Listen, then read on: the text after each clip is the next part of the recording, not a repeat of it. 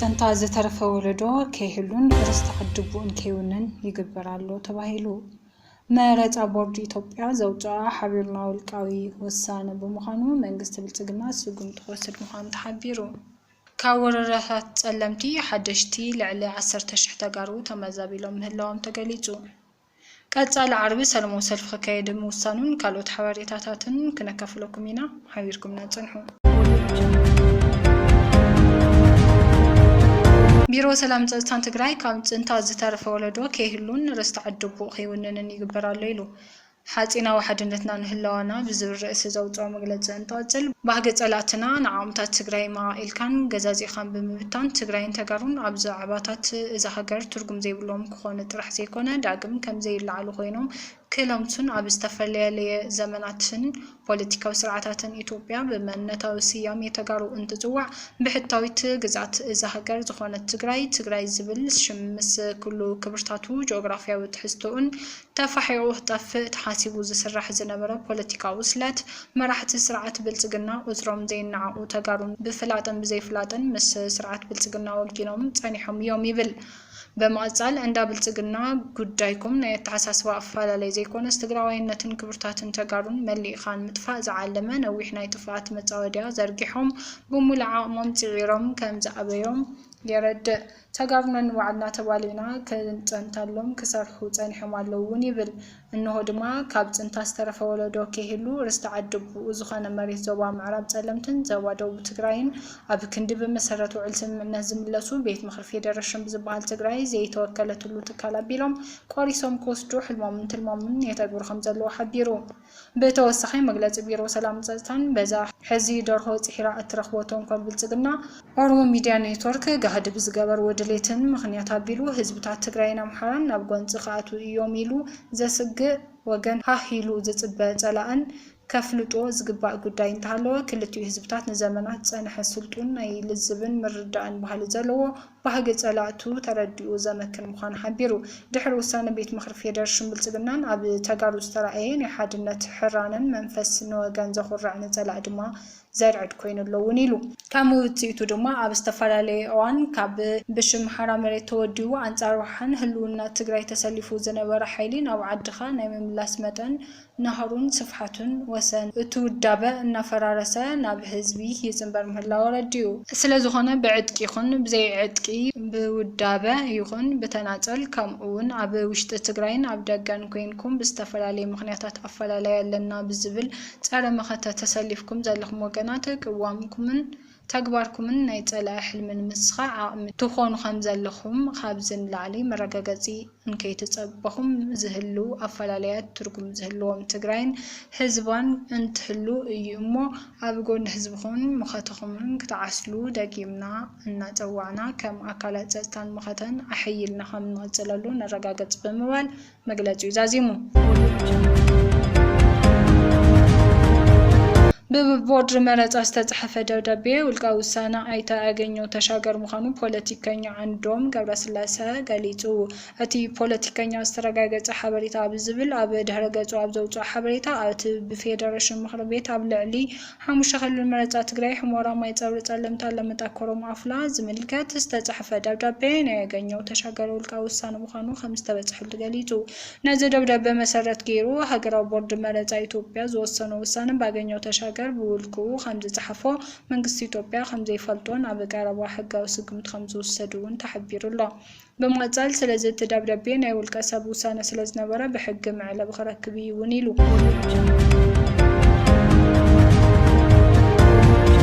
ዓርቢ 20 ለካቲት 2018 ዓ.ም ነቲ መንግስቲ ኢትዮጵያ በተካላቱ ኣቢሉ ኣህሊፈዮ ዝበለ ውሳነ ዝቃወም ሰላማዊ ሰልፊ ከም ዝካየድ ተገሊጹ መንግስቲ ኢትዮጵያ ብትካላቱ ኣቢሉ ኣህሊፈዮ ዝበለ ውሳነ ዝቃወም ህዝባዊ ሰልፊ ከም ዝካየድ ወሃቢ ቃል ውድብ ሕወሓት ተጋዳላይ ሚካኤል ኣስገዶም ገሊጹ እቲ ተመሓላሊፉ ዝተባሃለ ውሳነ ንሕገ መንግስቲ እዛ ሃገርን ስምምዕ ፕሪቶሪያን ዝጥሕስ ምዃኑ ብምግላጽ እቲ ውሳነ መሬት ትግራይ ብምቁራስ ህዝቢ ትግራይ በታቲንካ ብጆኖሳይዳዊ ኩናት ዘይተመልአን ምምላእ ዓላሙ ዓሊሙ ብመንግስቲ ኢትዮጵያ ዝተወሰነ እዩ ኢሉ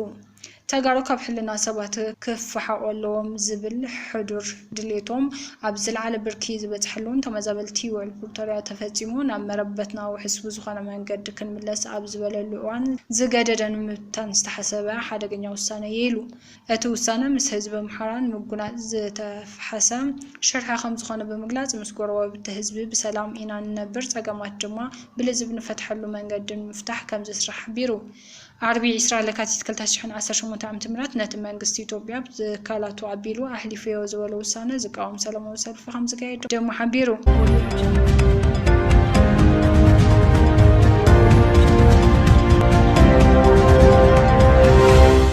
ካብ 19 ጥር ክሳብ 17 ለካቲት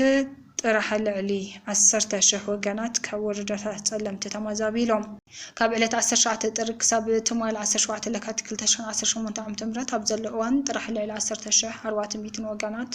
ካብ 3 ወረዳታት ጸለምቲ ናብ ከተማ እንዳባጉናን ከባቢያን ከም ዝተመዛበሉ ተሓቢሩ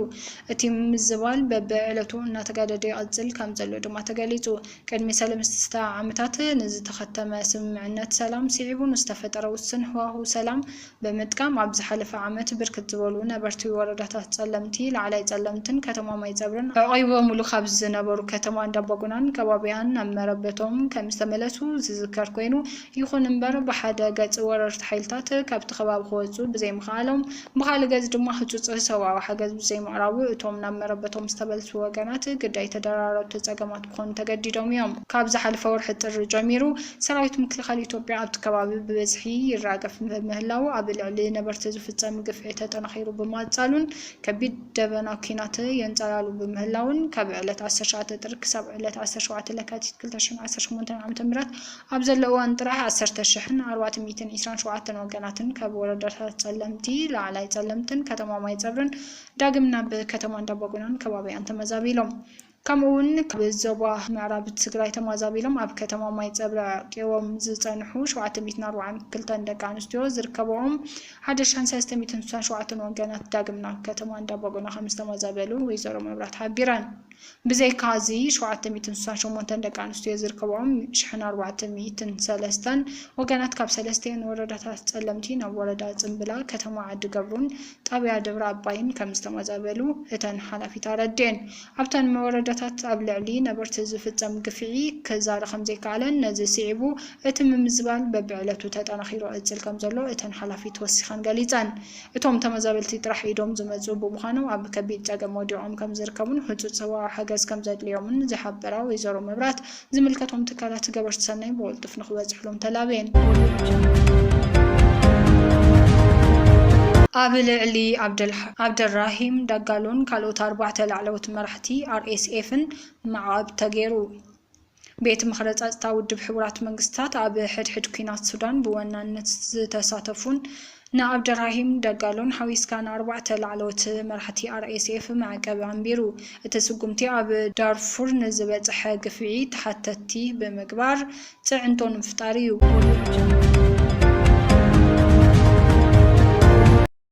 ኣብ ማእከል መዕቀብ ተጋሩ ስደተኛታት ተንዲባ ዝርከቡ ወገናት ግልጋሎት ይህብ ዝነበረ ትካል ዶብ ኣልቦ ሓካይም ካብቲ ማእከል መዕቀብ ክወፅእ ተወሲኑ ነቲ ውሳነ ሲዒቡ ስደተኛታት ሰልፊ ኣካይዶም ስደተኛ ብዘይ ሕክምና ኣይነብርን ኣብቲ ማእከል መዕቀቢ ካብ ዝነበሩ ትካላት ገበርቲ ሰናይ ዶብ ኣልቦ ሓካይም ጥራሕ ክሳብ ሕዚ ግልጋሎት እናሃበ ጸኒሑ ኮይኑ ግና ሕዚ ጠጠው ከም ዘብል ኣፍሊጡ ነዚ ሲዒቡ እቶም ስደተኛታት እዚ ንሂወትና ከቢድ እዩ ሓሚምና ንሕከመሉ ቦታ ስለዘየለ ኣጥቢቕና ንክንክብሉ ሎሚ 18 ለካቲት 2018 ዓ.ም ሰላማዊ ሰልፊ ኣካይዶም እቲ ትካል ንነዊሕ ዝበለ እዋናት ግልጋሎት ሕክምና እናሃበ ከም ዝመጸ ዝሓበሩ እቶም ሰልፈኛታት ሕዚ ግና ግልጋሎቱ ማሃብ ጠጠው ከም ዘበለን ተቐሊሉ ከም ዝወፅእን ዝተገለጸሎም ኮይኑ እዚ ንዓና ዳግማይ ሞት እዩ ክብል ገሊጾም ጉዳይ ቀረባ ሰብኣዊ ሓገዛት ካብ ግዜ ናብ ግዜ እናተቐነሰ ከም ዝመጸን ሕዚ ናብ 2 ኪሎ ወሪዱ ከም ዘሎን ዝሓበሩ እቶም ኣብ ሱዳን ማእከል ማዕቀብ ተንድባ ዝርከቡ ስደተኛታት ተጋሩ ማሕበረሰብ ዓለም ብህፁፅ ክበጽሕሎምን ዘላቕ መፍትሕን ክመጽእ ናብ ዓዶም ክመልስዎምን መረረት ሰላማዊ ሰልፊ ገሊጾም ዝኸበርኩም ተኸታተልቲ ቃርፋ ሚድያ ዜናታትና ነዚኦም ይመስሉ ነይሮም ሓቢርኩምና ስለ ዝጸናሕኩም ነመስግን ሰላም